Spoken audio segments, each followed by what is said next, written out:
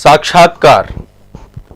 देखिए, साक्षात्कार को मैं यहाँ पर आप सभी के पर्सनालिटी डेवलपमेंट के साथ भी लेकर चल रहा हूँ और साथ ही आपके इंटरव्यू को लेकर आपको तैयार कर रहा हूँ। आप सभी मेरे साथ लगातार इंटरव्यू से जुड़े हुए कई सारे जो आयाम होते हैं सभी आयामों से रूबरू हो रहे हैं, समझ रहे हैं, जान रहे हैं।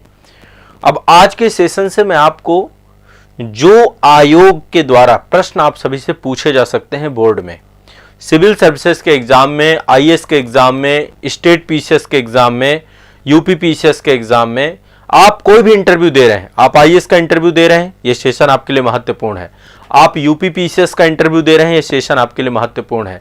आप बीपीएससी एग्जाम की तैयारी कर रहे हैं, इंटरव्यू दे रहे हैं, सीजीपीएससी एग्जाम की तैयारी कर रहे हैं, एमपीपीएससी एग्जाम की तैयारी कर रहे हैं, आरएएस एग्जाम की तैयारी कर रहे हैं, यूकेपीएससी एग्जाम की तैयारी कर रहे हैं, या जेपीएससी एग्जाम की तैयारी कर रहे हैं, या किसी भी स्टेट पीसीएस एग्जाम की तैयारी कर रहे हैं। साथ ही यदि आप कहीं पर भी इंटरव्यू देने जाते हैं, ये सेशन मेरा सबसे महत्वपूर्ण है। साक्षात्कार को लेकर के आपको A to Z चीजें यहां पर मैं बताऊंगा। आप लोग बस मेरे साथ जुड़े रहिए। अभी तक मैंने कई सारे सेशंस लिए हैं। अब इस सेशन में आज मैं आयोग किस तरीके के प्रश्न आपसे पूछेगा और उन प्रश्नों को क्या रिप्लाई करेंगे। अब हमारे आने वाले समय में यही योजना है कि आयोग द्वारा पूछे गए प्रश्नों का मैं आपको उत्तर समझा के जाऊं। और देखिए, इंटरव्यू में तो वहां पर आप ही होंगे बोर्ड के सामने, और बोर्ड जो है आपको जो है बहुत सारी चीजें में उलझाने का प्रयास करेगा। मेरा काम आप सभी को यह है कि आप कैसे उन प्रश्नों को का उत्तर दें और सुलझे हुए तरीके से आप उन प्रश्नों को डील करें, है ना। बोर्ड को आप किसी भी तरीके से जो है झूठ बोल करके मूर्ख नहीं बना सकते हैं, है ना। जो बोर्ड के मेंबर होते हैं, इंटरव्यू बोर्ड के मेंबर होते हैं, ये मान के चलिए कि वो एक लंबा एक्सपीरियंस होता है ना। बोर्ड में 5 मेंबर होते हैं मान लीजिए आमतौर पे, और एक मेंबर 20 साल से इंटरव्यू ले रहा है, तो लगभग वहां पे 100 वर्षों के अनुभवी बैठे हुए हैं, है ना, जिनको 100 वर्षों का अनुभव है इंटरव्यू को लेने का। और आप जैसे कितने अभ्यर्थियों का इंटरव्यू लिया होगा उन्होंने। तो मैं आज से आपको प्रश्नों की एक श्रृंखला लेकर के यहाँ पे चलूंगा। इसके पहले के सेशन में मैंने बहुत सारे प्रश्न आपको लिखवाए थे और बहुत सारी पर्सनालिटी डेवलपमेंट पे डिस्कशन किए थे। अभी आने वाले समय पे भी मैं बहुत सारे मुद्दों पे रैंडम बीच बीच डिस्कस करता रहूंगा, लेकिन आज से मैं कुछ प्रश्न आपको लेना चाहता हूं जो इंटरव्यू बोर्ड आपसे पूछ सकता है। और उन प्रश्नों को लेने के बाद आपके दिमाग में बहुत सारी चीजें क्लियर होती जाएंगी कि आपको कैसे डील करना है।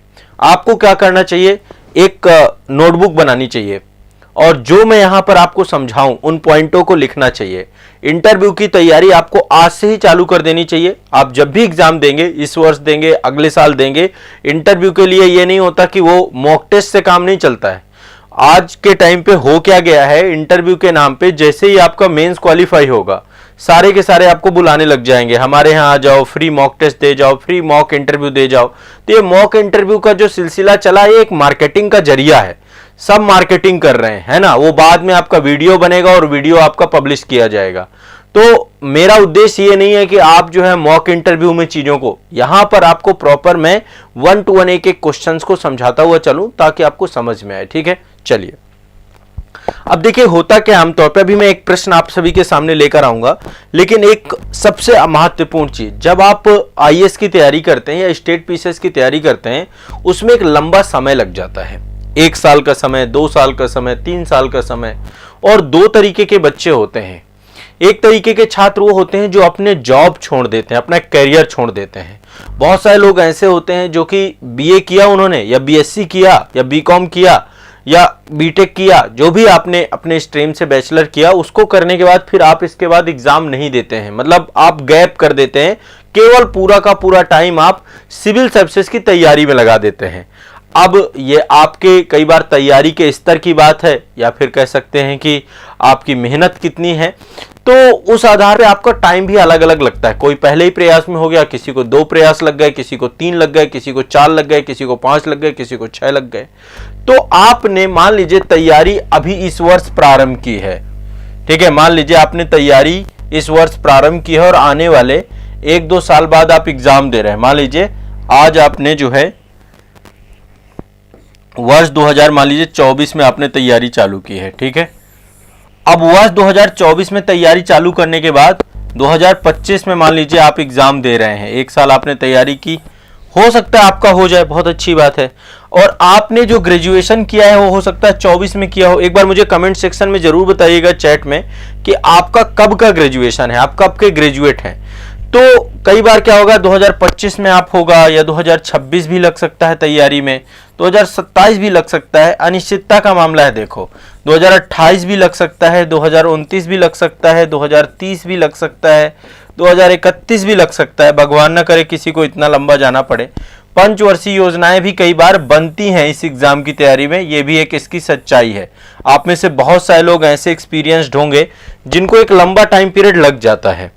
तो यदि आपको एक ज्यादा लंबा टाइम पीरियड लग रहा है, मान लीजिए आपने तैयारी ये चालू की और आपको एक लंबा समय लग गया प्रिपरेशन में, तो ये एक आपके लिए मतलब एग्जामिनर का दिमाग जो है ना तुरंत जाएगा। जैसे लाइक मान लीजिए सिंपल सी बात है, 2-3 साल के कैरियर का अंतर तो बहुत आम है।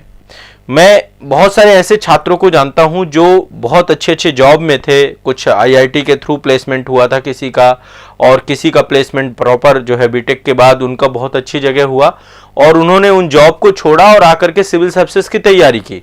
उनमें से बहुत सारे लोगों का सिलेक्शन भी हुआ, लेकिन बहुत सारे ऐसे स्टूडेंट मेरे ऐसे भी हैं जिनका सिलेक्शन नहीं हो पाया, कोई भी कारण हो। इसके बाद फिर अगेन अभी वो जॉब दोबारा उन्होंने ज्वाइन कर लिया, ठीक है। लेकिन जब मान लीजिए एक लंबा गैप, और कुछ अभी ऐसे भी हैं जो तैयारी कर ही रहे हैं, है ना। एक मेरे मित्र थे, वो अभी तैयारी कर रहे हैं, आईआईटी मुंबई से थे, और फिर इसके बाद अभी भी उनका जो है कहीं ना कहीं पे बीच में रुक जाता है, कभी इंटरव्यू से रुक जाता है, कभी जो है फाइनली नहीं हो पाता। तो एटलीस्ट ये अलग अलग सबके लाइफ में हो सकता है, ठीक है। हो सकता है आप अगले साल ही हो जाओ। तो ये कैरियर गैप जो होता है ना आपका, मतलब आपको 1 साल 2 साल 3 साल 4 साल का टाइम जो रहता है ना, इससे एक प्रश्न जरूर बनेगा आपसे, ठीक है। क्वेश्चन क्या बन सकता है?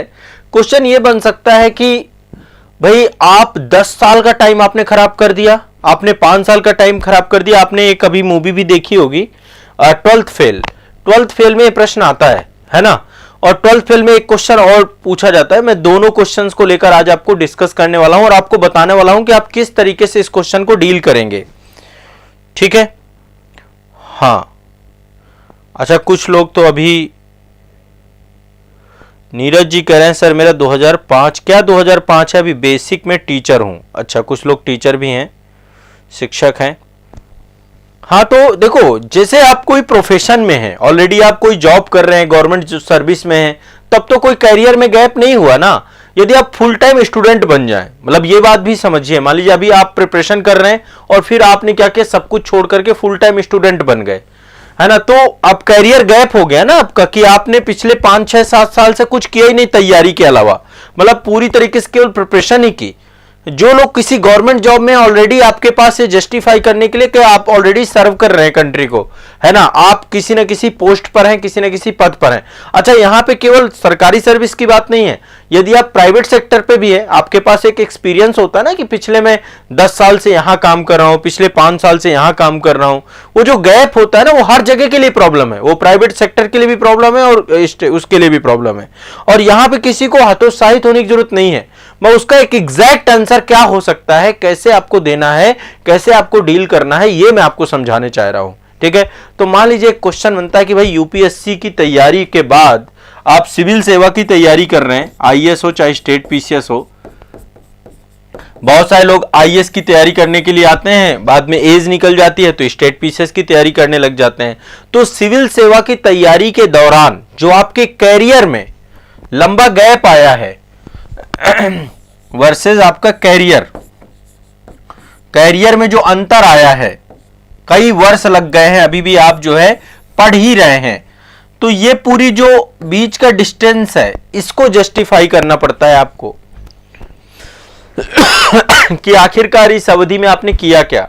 अब मान लीजिए हो सकता है ना तो आप कोई प्रोफेशनल डिग्री कर रहे हैं, कि आप कोई प्रोफेशनल डिग्री छोड़ करके करने चालू कर दिए, आप केवल पढ़ ही रहे हैं, आपने बीए किया, बीएससी किया, बीटेक किया, बीकॉम किया और इसके बाद केवल लग गए आप जो है सिविल सेवा की तैयारी में। तो 1 साल 2 साल 3 साल 4 साल लगाना, ये अपने आप में बहुत बड़ी बात है ना। ये कहीं ना कहीं पे बोर्ड आपसे पूछेगा क्वेश्चन। तो यहां पर सिविल सेवा की तैयारी वर्सेस कैरियर, आपका इन दोनों को लेकर आपको जस्टिफाई करने के लिए क्या चीजें होनी चाहिए, मैं यहां पे कुछ संकेत दे रहा हूं।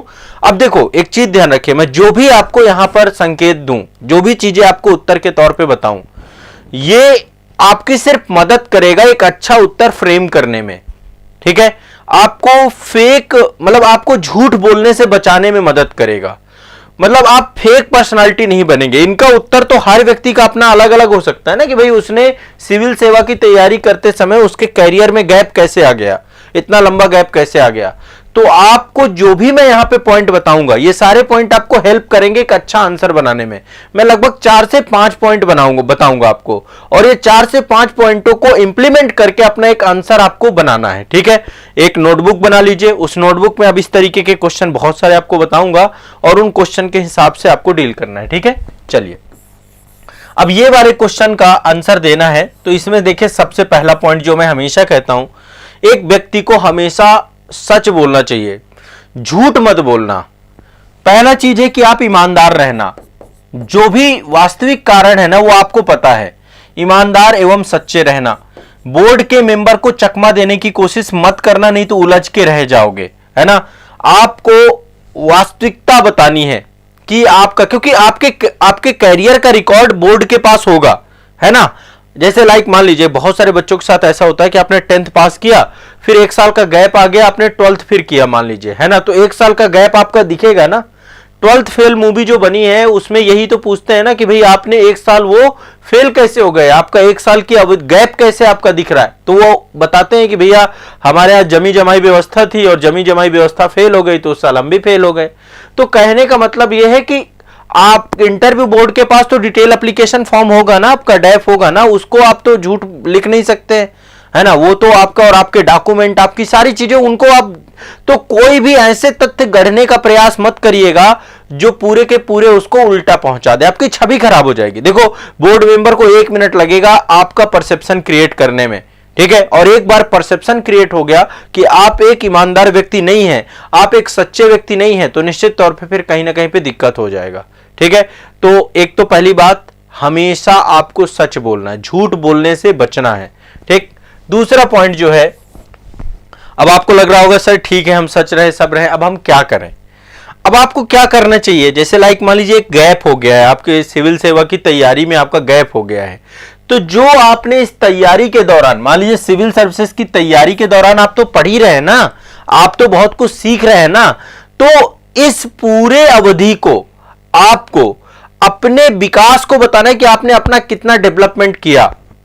इसको चतुराई के साथ नहीं बताना है, आपको यह बताने का प्रयास करना है कि कैसे आपने अपने आप को एक बेहतर व्यक्ति के तौर पे विकसित किया है।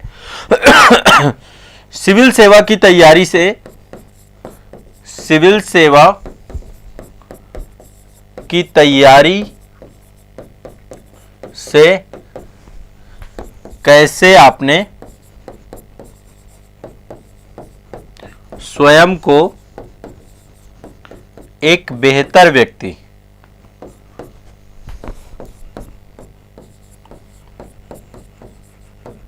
बेहतर व्यक्ति के तौर पर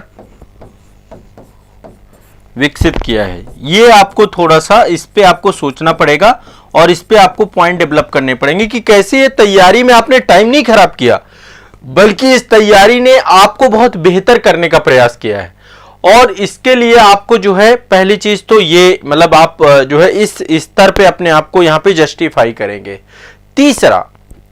तीसरा पॉइंट क्या हो सकता है, तीसरा पॉइंट हो सकता है लक्ष्य। आपने सिविल सेवा को लक्ष्य बनाया है, आपका लक्ष्य क्या है, सिविल सेवा, ये इसी कारण से आपने दूसरा कोई काम नहीं किया। तो अपने लक्ष्य के प्रति आपको अपनी प्रतिबद्धता को व्यक्त करने का प्रयास करना है कि आप कमिटेड है ना। आप 10 चीजों पे भरोसा नहीं करते हैं, आपको केवल सिविल सेवा में आकर के समाज के लिए कुछ करना है। तो अपनी प्रतिबद्धता व्यक्त करें, आप स्पष्ट करें कि आप यूपीएससी की तैयारी करने में, आप स्टेट पीसीएस एग्जाम की तैयारी करने में व्यस्त रहने के कारण से आपके करियर में एक अंतर आया है ना। और साक्षात्कार को आपको इसके लाभ बताने चाहिए कि इस तैयारी के क्या क्या लाभ हुए हैं, आपको तैयारी के लाभ बताने का प्रयास करना है। आपको मल्टीपल लाभ आप बताएंगे कि आपने क्या क्या चीजें सीखी हैं, क्या क्या चीजें जानी हैं, है ना। तो आप जो सिलेबस है वो कितना डायनामिक है, तो वो सारी चीजें आप बताएंगे। अपने लक्ष्य के प्रति प्रतिबद्धता और साथ में आपको जो है कि क्या क्या आपको करियर सिविल सर्विसेज की तैयारी से आपको क्या क्या बेनिफिट हुआ है, तो ये भी आप ध्यान में रखेंगे। क्लियर है, स्पष्ट है। और सिविल सेवाओं के प्रति आपका क्या प्रतिबद्धता है, आपका क्या लक्ष्य है, इसको भी आप डेवलप करने का प्रयास करेंगे।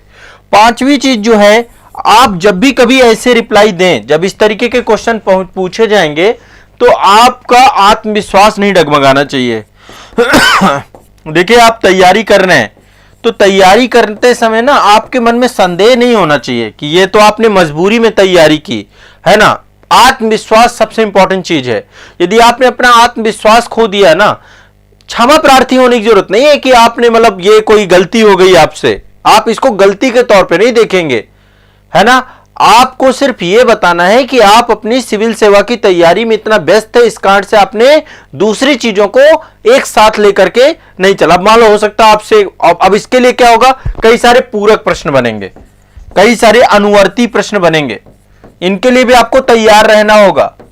कई सारे अनुवर्ती प्रश्न, आयोग भाई आपसे क्रॉस क्वेश्चन भी तो करेगा ना, पूरक प्रश्न। तो जब भी आप कोई रिप्लाई तैयार करेंगे तो रिप्लाई तैयार करने के साथ साथ क्या क्या पूरक प्रश्न बन सकते हैं, ठीक है। कोशिश यह करना है हमें कि जब भी आपसे कोई क्वेश्चन पूछा जाए, उसका आंसर आप इस तरीके से डिजाइन करें कि उसका कोई भी पूरक प्रश्न बन ही ना पाए। कोशिश ये करिए, कोई भी क्लू मत छोड़िए, क्योंकि देखिए मेरा मानना है कि इंटरव्यू आप तय करेंगे कि आपका इंटरव्यू कैसा जाएगा। मेरी बात समझ रहे हैं सभी लोग? सभी लोग समझ रहे हैं मेरी बात को कि मैं क्या समझाना चाह रहा हूं आप लोगों को? देखिए, वहां पे एग्जाम हॉल पे आप प्रश्न का क्या रिप्लाई दे रहे हैं, उसी से बहुत सारे प्रश्न निकल के आएंगे। जैसे मान लीजिए आयोग ने पूछ लिया कि अच्छा आप जो है सिविल सेवा के प्रति प्रतिबद्ध रहे हैं, तो प्रतिबद्धता के दौरान फिर वो आपसे इससे भी क्वेश्चन पूछ सकते हैं कि अच्छा क्या क्या चीज सीखी आपने, तो इसके अनुवर्ती प्रश्न आपके पास होने चाहिए, ठीक है।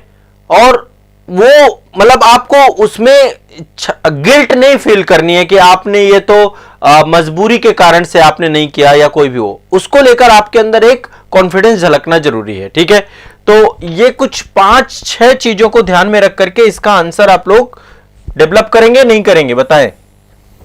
अब देखिए, इसका आंसर आपको जब बना लेना है, आंसर बनाने के बाद अब आप इसका आंसर मुझे भेज सकते हैं, ठीक है। जब आप इसका आंसर बनाएं तो आंसर बनाने के बाद आप इसका आंसर मुझे भेजें। मेरा आप सभी से आग्रह है कि आप इसका आंसर भेजें। कहां भेजेंगे आप आंसर, मैं आपको आंसर भी बता देता हूं कहां पे भेजेंगे।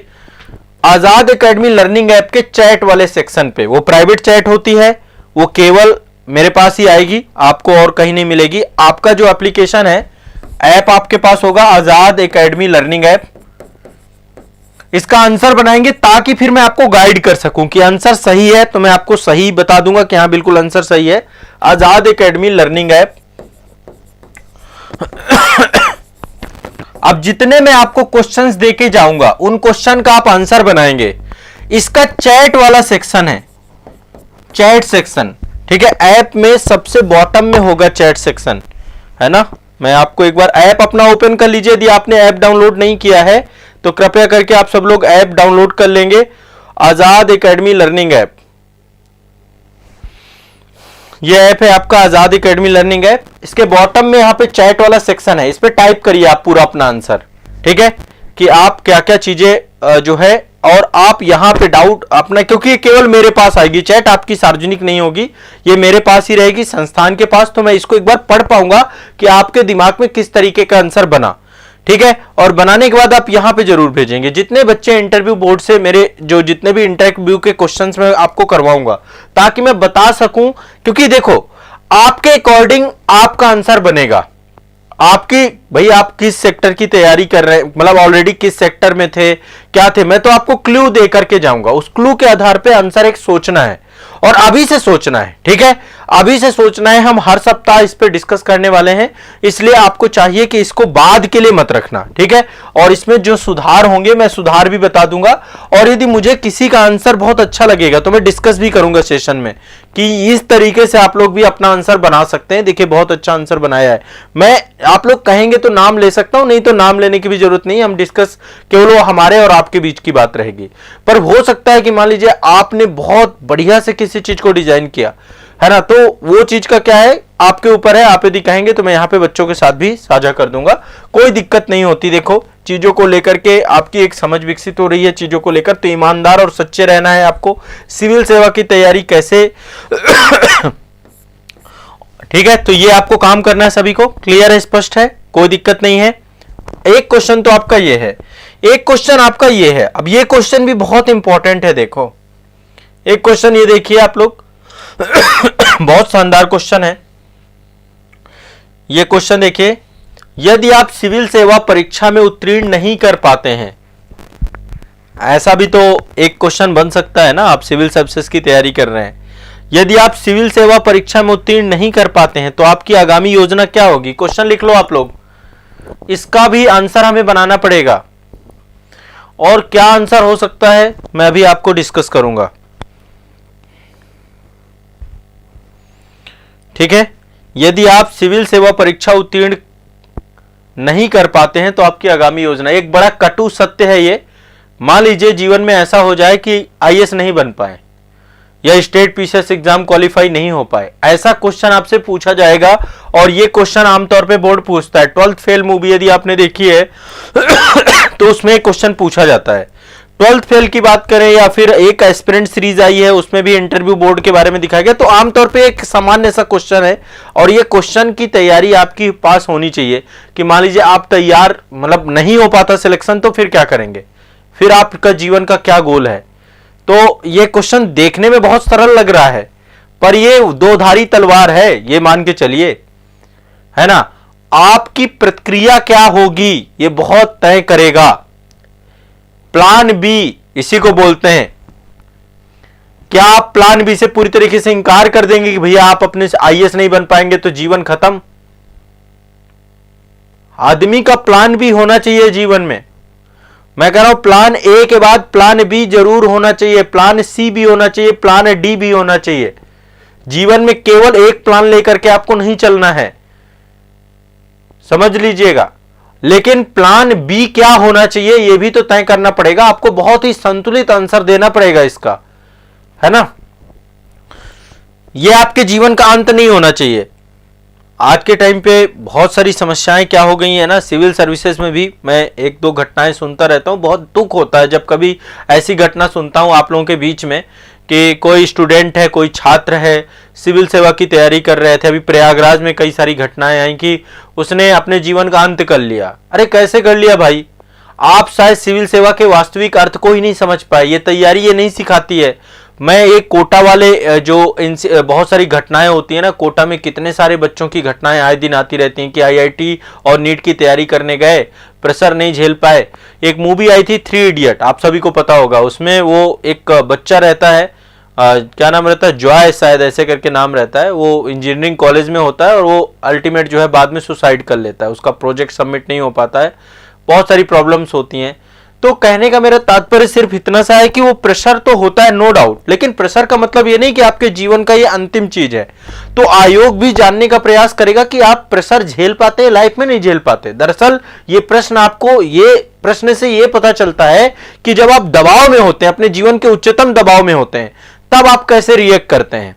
सिविल सेवा में तो आपको पता है ना कि बहुत सारे प्रेशर आपको झेलने पड़ेंगे। तो आमतौर पे उसका उत्तर क्या होगा, मैं आपको थोड़ा सा इसका आंसर आप बताता हूं। एक क्वेश्चन का आंसर बता दिया आपको, एक क्वेश्चन का आंसर और आपको डिस्कस कर देता हूं, ठीक है। लिख लो ये क्वेश्चन, जितने क्वेश्चन आपको बताता जाऊं। पहला वाला क्वेश्चन भी मैंने आपको जो बताया वो भी लिखना है, ये भी लिखना है, और इसके आंसर बताने हैं। अब जब कभी ऐसा क्वेश्चन हो तो क्या करना होगा।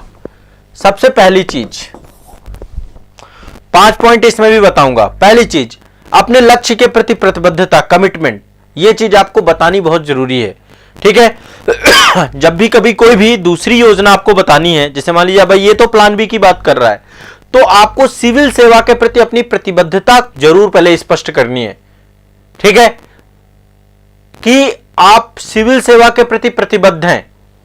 लेकिन प्रतिस्पर्धा का एक उच्च स्तर भी है ना, हो सकता है कि आपका सिलेक्शन ना भी हो। तो ऐसे में एक आपका दीर्घकालिक लक्ष्य भी होना चाहिए, ठीक है। नंबर 1 क्या होना चाहिए, आपकी उत्तर की शुरुआत करनी है सिविल सेवा की, आपको यही जॉब चाहिए। पहले तो आपको यह बताने की कोशिश करनी है कि आप जो है पूरी कोशिश लगा देंगे, पूरी क्षमता का प्रयोग करेंगे, पूरी मेहनत करेंगे कि आप सिविल सेवा में ही चयनित हो, शुरुआत में ये बताएंगे। लेकिन यदि किसी कारणवश आपका सिलेक्शन नहीं होता तो पहले अपने लक्ष्य की प्रतिबद्धता को व्यक्त करना है, ताकि यह लगना चाहिए कि लक्ष्य के प्रति आपका पूर्ण समर्पण है। आयोग यह भी जानने का प्रयास कर रहा है कि ऐसा नहीं है कि आपके लिए कोई बहुत ज्यादा यह मायने नहीं रखता है, ठीक है। तो अपने लक्ष्य के प्रति प्रतिबद्धता व्यक्त करेंगे आप। सबसे पहली चीज,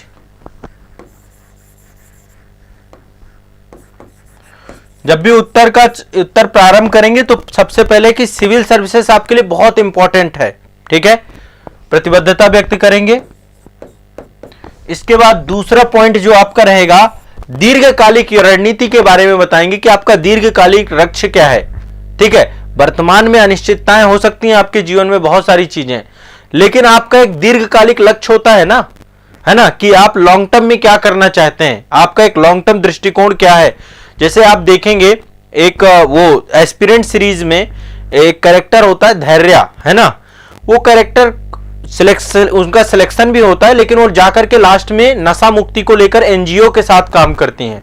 तो एटलीस्ट क्या है ना, आपके लाइफ में भी आपको अपना एक गोल सेट करना पड़ेगा कि आखिरकार सिविल सर्विसेज में, क्योंकि उनका सिलेक्शन होकर उनको आईआरएस मिलता है, इंडियन रेवेन्यू सर्विसेज मिलता है, तो बाद में आईआरएस को छोड़ करके वो, ठीक है। जैसे लाइक मेरे लाइफ के यदि आप गोल की बात करें तो मेरे लाइफ का गोल है कि मैं हजारों बच्चों को सकारात्मक तौर पे प्रभावित कर सकूं, उनके करियर में, उनको, मतलब मुझे टीचिंग बहुत पसंद है, मतलब मेरे लाइफ का सबसे बड़ा जो है एक कि मैं अपने लाइफ में स्टूडेंट्स के लिए करना चाहता हूं ज्यादा से ज्यादा।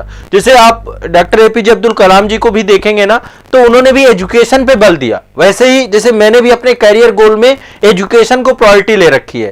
तो आपको भी अपने लाइफ में ना कुछ आपको लॉन्ग टर्म गोल करने पड़ेंगे। जैसे लाइक मान लीजिए मैं 1% प्रशासन में यदि जाऊं ना, तो मैं एजुकेशन सेक्टर पे बहुत काम करना चाहता हूं, मतलब एक कि इसके लिए कितना रेवोल्यूशन लाया जा सकता है शिक्षा के क्षेत्र में, हर बच्चे को एजुकेशन मिले और किस तरीके की क्वालिटी एजुकेशन मिले जो वर्तमान में हमारे बड़े बड़े एग्जाम हैं, उस एग्जाम के लेवल की बच्चे को एजुकेशन मिल रही कि नहीं मिल रही है। तो इस तरीके से आपको अपने क्वेश्चन को पहले समझना है, तो अपना दीर्घकालिक लक्ष्य तय करना है और उसके बारे में चर्चा करना है, ताकि फिर आगे है ना आपको इसी से रास्ते बनेंगे। और ये आपको सोचना है, यदि नहीं सोचा तो दीर्घकालिक लक्ष्य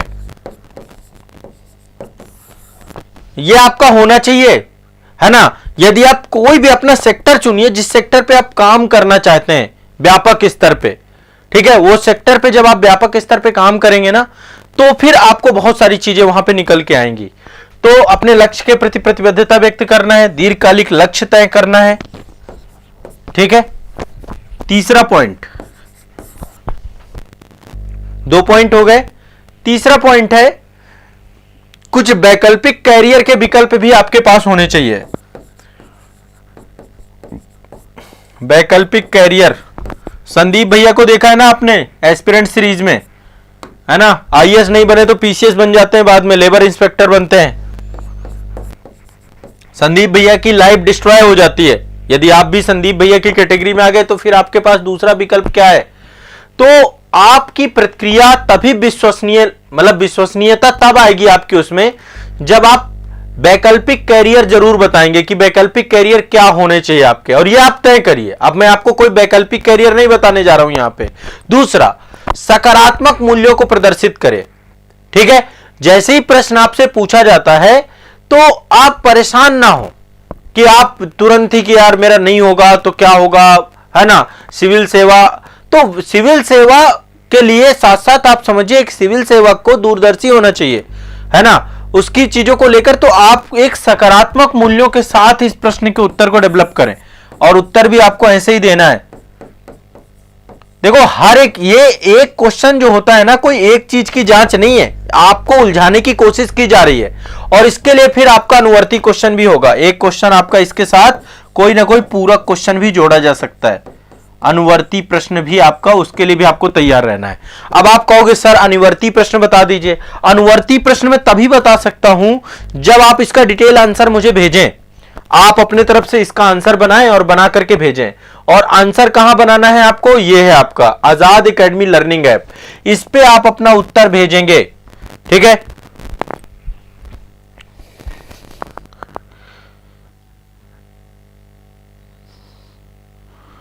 ठीक है, सभी लोगों को समझ में आ रहा है, क्लियर हो रहा है, स्पष्ट हो रहा है। ये दूसरा क्वेश्चन भी, ये दो क्वेश्चन अभी मैंने आपको डिस्कस किए हैं। पहला क्वेश्चन आपका था कि यदि आप तैयारी कर रहे हैं और करियर में गैप ज्यादा आ जा रहा है, केवल सिविल सेवा में ही आपने अपने आप को झोंक दिया है पूरी तरीके से, तो उस करियर के गैप को कैसे जस्टिफाई करना है। अब उस पे जो मैंने आपको पॉइंट बताए हैं उस आधार पे एक अच्छा आंसर बना के भेजिए। फिर उस पे कितने अनुवर्ती प्रश्न हो सकते हैं, क्या हो सकते हैं, हम डिस्कस कर लेंगे सेशन में, है ना। मैं यहां पे डिस्कस कर लूंगा, बट कोशिश ये करना कि जो भी मैं आपको, जब भी आप ये सेशन, आप जैसे आज आप सेशन देख रहे हैं, तो सेशन देखने के बाद कोशिश करिए कि तुरंत ही आंसर बना के भेजिए। मतलब एक दिन ले लीजिए मान लीजिए, लेकिन ये नहीं कि आप फिर आंसर भेज ही नहीं रहे। ठीक है, क्योंकि आप आंसर भेजेंगे तभी मैं आपकी ज्यादा मदद कर पाऊंगा, तभी मैं अनुवर्ती प्रश्न ढूंढ पाऊंगा, तभी मैं क्रॉस क्वेश्चन आपको बता पाऊंगा। और उस क्रॉस क्वेश्चन को भी आपको क्या करना है, सोचना है। ठीक है, जब आपका यहां पर आंसर आएगा तो मैं एक्टिव हो जाऊंगा, मैं आपकी मदद करूंगा। ठीक है, उसमें जरूर यह लिख देना, साक्षात्कार का प्रश्न जरूर डालना, प्रश्न के बाद फिर आप अपना उत्तर लिखना। ठीक है, उसमें टाइप हो जाएगा इजीली, आप टाइप करके भेजना, भेजेंगे सभी लोग। ठीक है, आजाद एकेडमी लर्निंग ऐप पे भेजेंगे, ये प्राइवेट रहेगा आपका, ये केवल मेरे पास ही आएगी आपकी। वो कहां पे यूज करना है इसका, chat section, chat section app के बॉटम पे आपको मिल जाएगा, तो वहां से मुझे आइडिया लग जाएगा कि आप क्या। ठीक है, तो ये आपको ध्यान रखना है। क्लियर है, स्पष्ट है।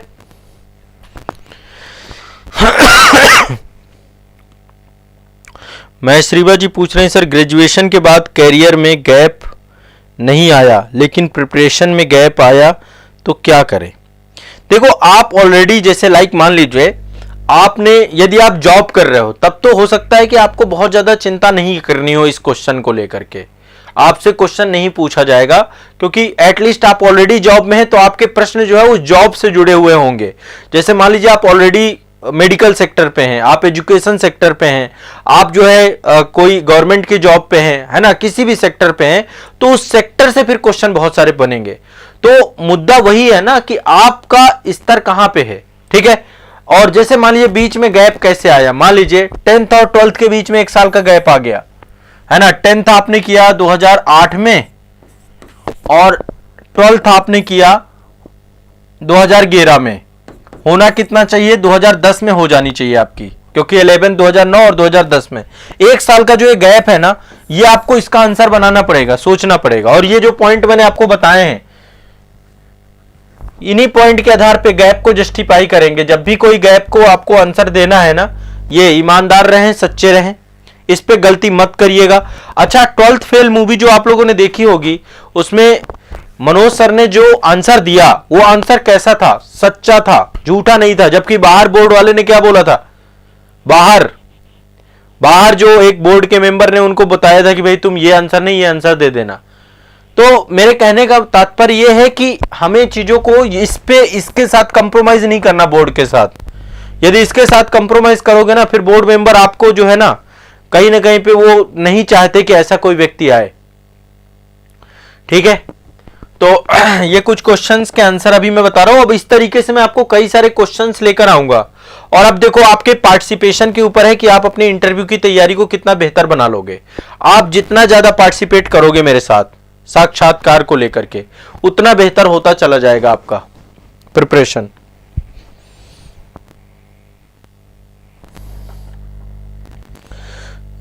ये राजीव जी हैं, कह रहे हैं यूपीएससी के लक्ष्य बैच से पढ़ रहा हूं, अच्छा भी लगता है पढ़ते हुए। चलिए, बहुत बहुत शुक्रिया आपका, बढ़िया से पढ़िए। और लक्ष्य बैच को ब्रह्मास्त्र बैच में अपडेट करा लीजिए, है ना। जो लक्ष्य बैच वाले बच्चे हैं ब्रह्मास्त्र बैच में अपडेट करा लें वो। ठीक है, अपडेट कराने से आपको बहुत सारा कंटेंट आपको नया मिलेगा, बहुत सारी चीजें और नई अच्छी मिलेंगी। ठीक है, तो आप अपने आप को अपडेट करवा लीजिएगा संस्थान में कांटेक्ट करके। सनसाइन विद VGMP करें सर, अगर ये पूछा जाए कि आप तो ऑलरेडी जॉब करते हैं, फिर सिविल सेवा की तैयारी क्यों कर। इस पे मैं अलग से, मतलब अब एक सर इस पे तो आएंगे ना। अभी तो ये दूसरा 2 क्वेश्चन याद डिस्कस किए मैंने आपके साथ, इस पे भी आएंगे कि आप जॉब कर रहे हैं तो आप सिविल सेवा क्यों चाहते हैं, है ना, एक ये सब इसके लिए आएंगे, आप टेंशन ना लो, उस सब पे मैं बनाऊंगा टॉपिक।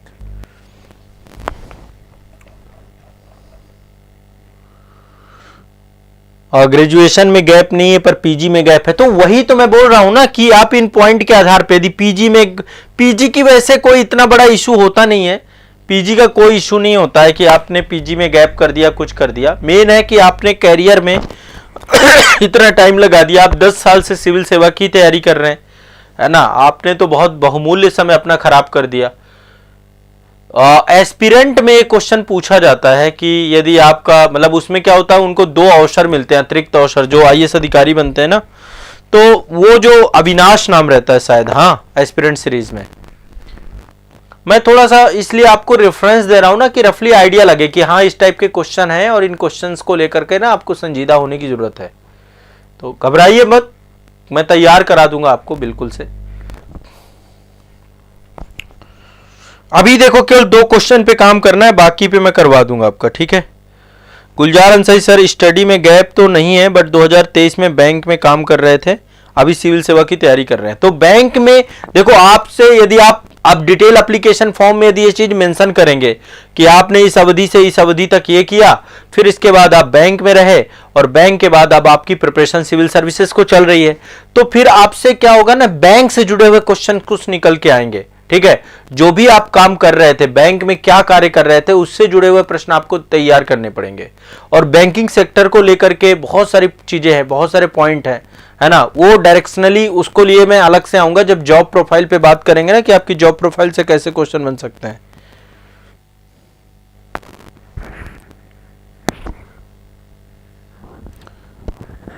अर्जित कह रहे हैं सर हमारी जॉब लगे ना लगे पर आपसे पढ़कर हम बहुत आगे निकल रहे हैं बहुत लोगों से। चलिए थैंक यू सो मच, बहुत बहुत शुक्रिया।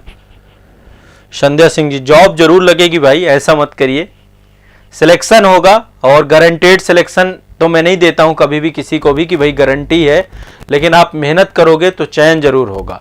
जो मैंने आपको चीजें बताई हैं, यदि उन पथ से चलते हो तो आपका सिलेक्शन जरूर होगा। मेरी पूरी कोशिश यही है कि आपका सिलेक्शन किसी भी हद तक हो। अभी रिजल्ट आया है ना, यूपीपीसीएस का, तो बहुत सारे बच्चे आपके संस्थान के चयनित हुए हैं, लेकिन मैं कभी भी आपके सिलेक्शन की मार्केटिंग ना तो कभी करता हूं, ना मैं कभी करूंगा और ना मैं कभी करने वाला, ठीक है। मुझे ये भीड़ में नहीं सम्मिलित होना है कि जो मेरे ही बच्चे हैं, मेरे ही संस्थान के बच्चे हैं, लेकिन कभी मैं आपको जिक्र भी नहीं करता हूं, ना मैं उनको भी बोलता हूं कि भाई आप अब अपनी लाइफ में एंजॉय करो। वो वाला संस्थान नहीं है ये कि भैया वीडियो बनवा के मैं आप लोगों से डलवाऊं, आपके मॉक वीडियो डालूं, कुछ भी नहीं, ठीक है। इंटरव्यू के लिए मैंने आपका ये सिलसिला चालू किया है, मैं मॉक कभी नहीं अभी चालू करूंगा। मॉक के लिए बहुत सारे बच्चे बोलते हैं कि सर मॉक के लिए कुछ करवाइए, पर मैं यहां पे आपको इतना कुछ करवा दूंगा कि आपका इंटरव्यू बहुत बढ़िया हो जाएगा, ठीक है। यहां पे इंटरव्यू पे इतनी बातें बता दूंगा आपको, कम से कम नहीं होगा तो मैं आने वाले समय पे 50-60 सेशन लेने वाला हूं और हर तरीके की बात करूंगा इंटरव्यू पे। यदि हर तरीके की बात करूंगा तो आपकी एक समझ विकसित होती जाएगी। बस आप मुझे टास्क जो आपको दे के जाऊं कि भैया अब इनके आंसर भेजिए, वो काम करते जाना बस। हाँ, ये आपको बनाना पड़ेगा। अच्छा, अब जो फील्ड में आप लोग हैं तो वो फील्ड में आपको करना क्या है ना कि वो फील्ड में आपको चीजों को जो है ना अब बकायदा उसके बारे में एक वो बनानी है, बुकलेट बनानी है, इंटरव्यू की अलग से कॉपी बनाइए और उनको लिखिए। जितने टाइप के क्वेश्चन आ जाएं, जो भी चीजें आ जाएं, उसको आप वहां पे लिखते रहा करिए, समझ रहे हैं, ताकि उस दिन मतलब ये ना रहे कि वहां पे सरप्राइजली रहे, प्रिपरेशन चलती रहे। देखो, तैयारी करके किसी चीज की जाएंगे तो डर कम हो जाता है। प्रिपरेशन क्या करता है, डर को कम कर देता है। तो इसीलिए मैं कह रहा हूं अब तैयारी हम उसी चीज को लेकर कर रहे हैं। अब इंटरव्यू आपका अंतिम और निर्णायक चरण है, तो क्यों ना इसकी भी प्रिपरेशन की जाए। मिश्राणु करें, कुछ और करके भी ये काम कर सकते हैं या फिर पीसीएस जॉब क्यों करना चाहिए आपको सर? क्वेश्चन यह भी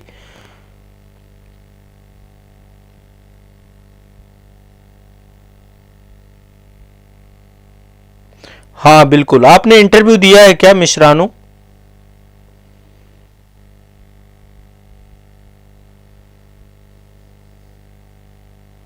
अब देखो, सबको अब इनसे क्वेश्चन बनाना है भाई। अब आप लोग आंसर बना के भेजिए, मैं आपको उसमें मदद करूंगा, जब आप आंसर बना के भेजेंगे तब मैं काम करूंगा, ठीक है। और सभी लोग इंटरव्यू जब भी आप आंसर बना के भेजेंगे ना, उसमें जरूर लिखेंगे कि इंटरव्यू के लिए आप ये आंसर बना के भेज रहे हैं, ताकि मुझे एक रफली आइडिया रहेगा कि आप किस लिए भेज रहे हैं, ठीक है ना। इंटरव्यू के लिए आप भेज रहे हैं, और भेजना कहां पे है। अब जो भी आपके आंसर आप बनाइए अपने तरफ से, जो चीजें मैंने आपको बता दी, आप मुझसे आप क्वेश्चन मत पूछिए, मैंने आपको तरीका बताया ताकि फिर मैं आपकी हेल्प कर पाऊं। आजाद एकेडमी लर्निंग ऐप पे कि आपने कोई कार्य है, कोई भी क्वेश्चन है, तो उसको क्यों किया, उसको कैसे जस्टिफाई करोगे, उस पर फिर डिस्कस कर लेंगे, ठीक है। तो आज के इंटरव्यू सेशन को यहीं तक रखते हैं और मिलेंगे जो है लगातार इंटरव्यू के सेशन, आपको नेक्स्ट सेशन पे मुलाकात होगी, है ना। ध्यान रखिएगा, और मैं आपका इंटरव्यू बहुत मजबूत कर दूंगा, इतनी गारंटी देता हूं। चलिए, अभी तक जितने सेशन हो गए एक बार देख लीजिएगा जरूर।